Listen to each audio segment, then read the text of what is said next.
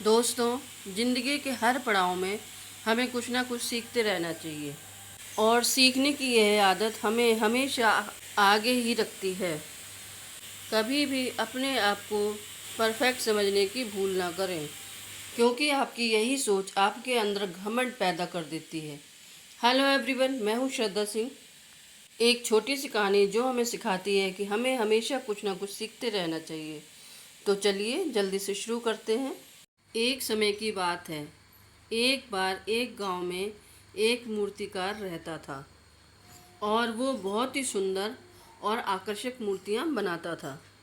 लेकिन अब वो बूढ़ा होने लगा था और उसने सोचा कि क्यों ना मैं अपने बेटे को मूर्ति बनाना सिखा दूं, जिससे वो भी सुंदर सुंदर मूर्तियां बनाने लगेगा और इस गांव में मशहूर हो जाएगा।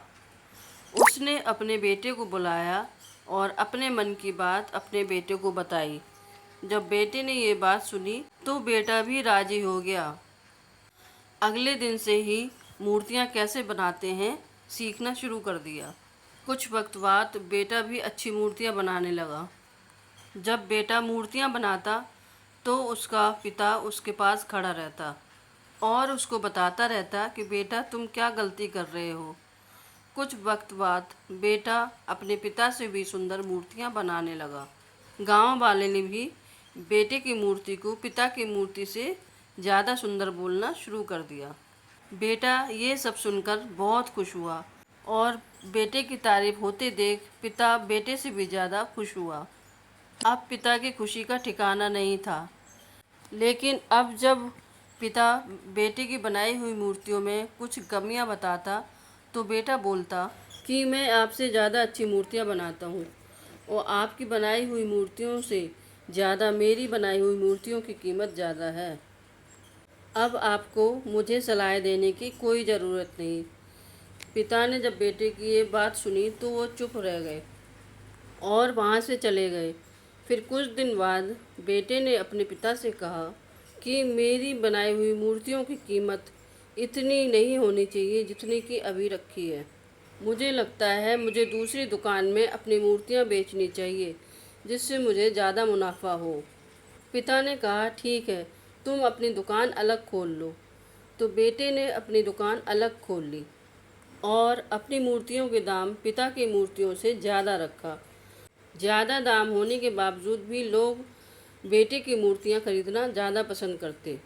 यह देख कर के बेटा बहुत खुश था कि मैं अपने पिता से भी ज़्यादा अच्छा मूर्तिकार बन गया। कुछ समय तक तो सब कुछ अच्छा चलता रहा, लेकिन कुछ समय बाद बेटे की मूर्तियाँ बिकनी बंद हो गईं। लोगों ने बेटे की मूर्तियाँ देखना भी पसंद नहीं किया।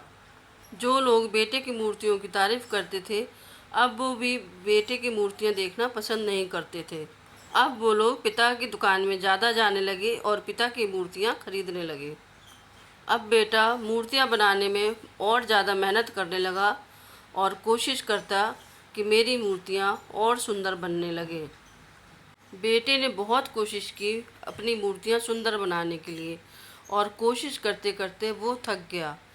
पिता की दुकान में भीड़ देखकर बेटे को बहुत गुस्सा आता।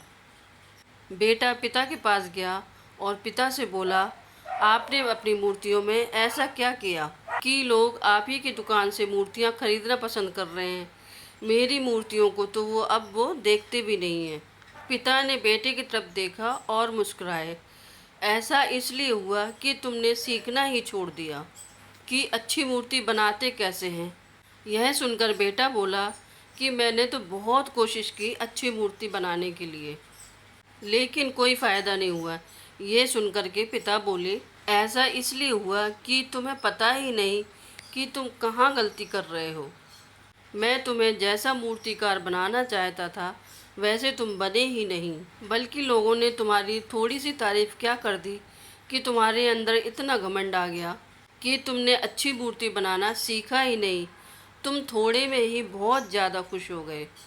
पिता की बात सुनकर बेटे को अपनी गलती का एहसास हो गया और बेटा अपने पिता के पास वापस लौट आया और अच्छी मूर्तियाँ कैसे बनाते हैं ये सीखना उसने फिर से शुरू कर दिया।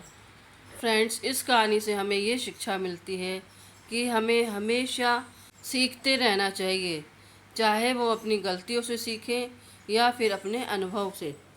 बस सीखते रहो और सीखने से ज़्यादा कभी अपने काम पर घमंड मत करो।